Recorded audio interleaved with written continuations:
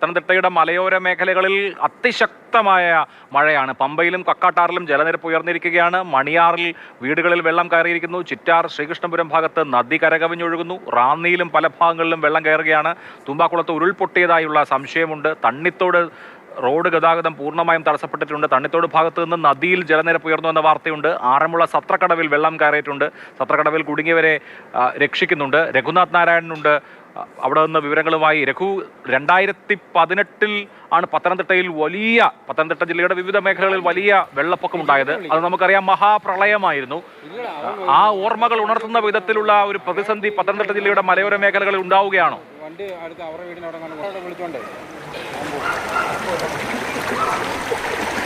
മലയോര മേഖലയിൽ മാത്രമല്ല, പമ്പയാർ ഒഴുകി വരുന്ന കരകളിലെല്ലാം സമാനമായ രീതിയിലുള്ള ഭീതിയിലാണ് ജനങ്ങൾ. ഞാനുള്ളത്, അല്ലെങ്കിൽ നമ്മൾ ഈ ദൃശ്യങ്ങളിൽ കാണുന്നത് ഒരു പുഴയോ തോടോ ഒന്നുമല്ല. ഒരു 2-3 മണിക്കൂർ മുൻപ് വരെ മനുഷ്യർ വാഹനം ഓടിക്കുകയും നടക്കുകയും ഒക്കെ ചെയ്തൊരു റോഡിൽ കൂടി വെള്ളം, പമ്പയാറിലെ വെള്ളം കുത്തി ഒലിക്കുക എന്ന് തന്നെ പറയാം. നമ്മൾ ഈ സാധാരണ നിലയിൽ ആ പ്രളയ സ്ഥലത്തൊക്കെ കാണുന്ന, അല്ലെങ്കിൽ ഈ ഉരുൾപൊട്ടുന്ന സ്ഥലത്തൊക്കെ കാണുന്ന രീതിയിൽ വെള്ളം കുത്തി ഒലിച്ചു വരികയാണ്. ഒരു ആളുകളൊക്കെ ഇവിടെയുണ്ട്. കാരണം ഇവർ ഇന്ന് വെളുപ്പിനെയൊക്കെ ഈ വഴി നടന്നു പോയ ആളുകളാണ്. ചേട്ടാ, എപ്പോഴാണ് ഇങ്ങനെ ഇത്രയും വലിയ ഒഴുക്ക് വന്നത്? പിന്നെ ഒരു 7:15 കഴിഞ്ഞപ്പോൾ ഞങ്ങൾ വണ്ടി പാർക്ക് ചെയ്താണ് പോയത്. അവിടെ ഇഷ്ടംപോലെ വീടുണ്ട്. ഒരു 8 വെള്ളം കയറി കഴിഞ്ഞു. അപ്പോൾ ഞങ്ങൾ പോയി ആദ്യം വെള്ളമെല്ലാം സാധനങ്ങളെല്ലാം ഷിഫ്റ്റ് ചെയ്യുമായിരുന്നു. എല്ലാം സാധനങ്ങൾ ഷിഫ്റ്റ് ചെയ്തു. അവിടെ നമ്മുടെ മാലക്കര പള്ളിയോടമുണ്ട്. മാലക്കര പള്ളിയോടത്തിന് സേഫായിട്ട് ഒരു സ്ഥലത്ത് മാറ്റി വെച്ചിട്ടുണ്ട്. പക്ഷേ നിമിഷങ്ങൾക്കുള്ളിൽ ഏകദേശം ഒരു 1.5 മണിക്കൂർ കൊണ്ട് നമ്മൾ നിൽക്കുന്നിടം പൊങ്ങി വെള്ളം പോയി വരുന്നു. 2018 ഏകദേശം അതേപോലെ ഒരു സാഹചര്യം ഇപ്പോൾ വന്നു. 2018 ശേഷം ഇത്രയധികം വെള്ളം വരുന്നത് ഇതാദ്യമായിട്ടാണ്. ഇത്രയും വെള്ളം ആദ്യമായിട്ട് ഒറ്റ രാത്രി കൊണ്ടാണ് ഇത്രയും വെള്ളം വന്നത്. നമ്മൾ പ്രതീക്ഷിക്കുന്നതൊക്കെ കൂടുതൽ വെള്ളമാണ്. നമ്മുടെ വീടുകളിലൊക്കെ ഇപ്പം ഭീഷണിയാണ്. സാധനങ്ങളൊക്കെ പെറുക്കി മാറ്റണം എന്നുള്ള ഇതിൽ നിൽക്കുന്നു. എല്ലാവരും ഭയങ്കര ജാഗ്രത. സാധാരണക്കാരുടെ ഒരു ചോദ്യം കൊണ്ടുണ്ട്. ഈ അവസ്ഥ മുമ്പോട്ട് പോകണം. 2 മണിക്കൂറിനുള്ളിൽ ഈ ലെവലിൽ വെള്ളം വീട്ടിൽ കയറി കഴിഞ്ഞാൽ ആരെ സഹായിക്കാൻ പറ്റും സാറേ? 2018 ഇവിടുത്തെ ഓരോ ആൾക്കാരെയും ടെറസിന് മുകളിൽ കയറുന്ന സ്ത്രീകൾ സഹിതം കഷ്ടപ്പെട്ടതാണ്. ഇപ്പോൾ ഒരു അത്യാവശ്യം വന്നു കഴിഞ്ഞാൽ ഒരു ബോട്ട് ഇറക്കാൻ പോലും നമ്മുടെ സംവിധാനമില്ല. ഏത് രാഷ്ട്രീയ പാർട്ടി ആയിക്കോട്ടെ, നമ്മുടെ ഈ ആറന്മുള പഞ്ചായത്തിലെ ഒരു ബോട്ടിന്റെ സംവിധാനം വേണമെങ്കിൽ ഇല്ല. അതുകൊണ്ടാണ് ഈ സാധനം കൈപ്പിടിച്ചു നടക്കുന്നത്. എത്ര സഹായിക്കാൻ പറ്റും? സ്വന്തം ജീവനും 2 മണിക്കൂർ കൊണ്ട് ഇപ്പോൾ ഇവിടെ വെള്ളം കയറുന്ന ആർക്കും പ്രവചിക്കാൻ പറ്റും സാർ? ഈ ഒരു സാഹചര്യത്തിൽ എത്രയോ വരുമ്പോൾ നമുക്കൊരു ഏകദേശം ഒരു അറിവുണ്ട്. 2018 ശേഷം എപ്പോഴാണ്, എങ്ങനെയാണ് വെള്ളം വരാത്തതെന്നൊരു ഭീതി ഉണ്ടല്ലോ സാർ. ആ അറിവ് കൊണ്ടായിരുന്നു. അത് പതുക്കെ വരുന്നത്.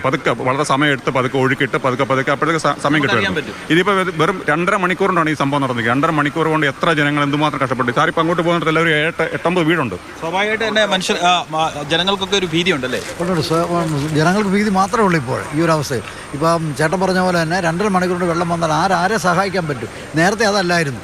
കഴിഞ്ഞ 2018 വെള്ളം പൊങ്ങിയപ്പോൾ ഒരു സാവധാനത്തിൽ വന്ന ഒരു രാവിലെ തുടങ്ങി വൈകിട്ടായപ്പോഴത്തേക്കാണ് ഇവിടെ വെള്ളം കയറി. അപ്പോൾ എല്ലാവർക്കും ഒരു ജാഗ്രത മുൻകരുതൽ എടുത്തുകൊണ്ട് അങ്ങോട്ട് സഹായിക്കാൻ പറ്റി. ഇതിപ്പോൾ സഹായിക്കാൻ പറ്റാത്ത ഇതിന് നമ്മുടെ ഗവൺമെൻറ് സർക്കാരൊക്കെ എന്ത് ചെയ്യുന്നു?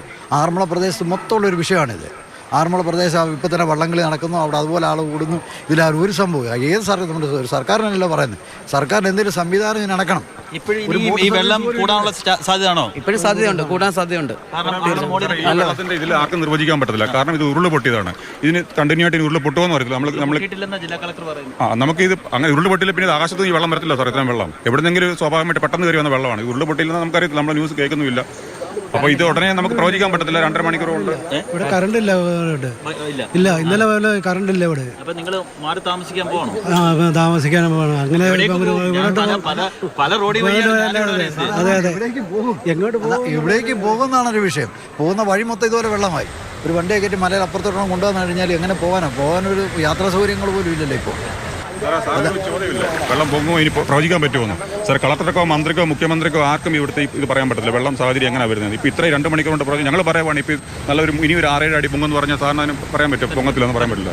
അപ്പോൾ അതിന് വേണ്ട സേഫ്റ്റി കാര്യങ്ങൾ മുൻകൂട്ടി ചെയ്യേണ്ടതായിരുന്നു. കാരണം ഇവിടെ നമ്മുടെ ഇവിടെ ഒരു വള്ളം പോലും ഇല്ല. ഈ പള്ളിയോടം ഉണ്ടോ എന്നല്ലാതെ ചെറിയ സാധാരണക്കാർ വേണ്ട ഒരു പ്രയാണത്തിനുള്ള ഒരു പഞ്ചായത്തിൽ എവിടെയെങ്കിലും ഒരു വള്ളം സംവിധാനം ഞങ്ങൾ 2018 ഞങ്ങൾ പറഞ്ഞതാണ്. ഒരു 3-4 വള്ളങ്ങൾ മേടിച്ചിടണം. അത്യാവശ്യമായിട്ട് ഫ്ലോട്ടിങ്ങിൻ്റെ എന്താ സംവിധാനം ഉണ്ടാക്കി വെക്കണം. ഇതൊക്കെ വള്ളത്തിന് സാധനങ്ങൾ എടുത്തുകൊണ്ടാണ് നമ്മൾ ഇറങ്ങുന്നത്. എത്ര പേരെ സഹായിക്കാൻ പറ്റും? ഈ സാധനം കൊണ്ട് എത്ര പേരെ സഹായിക്കാൻ പറ്റും സാറേ? പ്രായമുള്ളവരെ സഹായിക്കാൻ പറ്റും. ഇതാണ് മൊത്തത്തിലുള്ളൊരു, അല്ലെങ്കിൽ ആറന്മുള പഞ്ചായത്തിലെങ്കിലും അവസ്ഥ ഇതാണ്. കാരണം അതിൻ്റെ ഒരു ഭീകരത ഈ ദൃശ്യങ്ങളിൽ നിന്ന് തന്നെ നമുക്ക് മനസ്സിലാവും. ഞാൻ ആദ്യം വീണ്ടും നമ്മളിത് കാണിക്കുന്നത് ഒരു 2-3 മണിക്കൂർ മുൻപ് വരെ മനുഷ്യർ വാഹനം ഓടിച്ചിരുന്ന, നടന്നു പോയിരുന്ന റോഡിൽ കൂടി വെള്ളം ഒരു ആറ്റിലൂടെയോ പുഴയിലൂടെയോ അല്ലെങ്കിൽ തോട്ടിലൂടെയുമൊക്കെ ആർത്തലച്ചു വരുന്നത് പോലെയാണ് ഈ നടവഴിയിലൂടെ അല്ലെങ്കിൽ ഈ വഴിയിലൂടെ കടന്നു വരുന്നത്. അങ്ങോട്ടെല്ലാം വെള്ളമാണ്.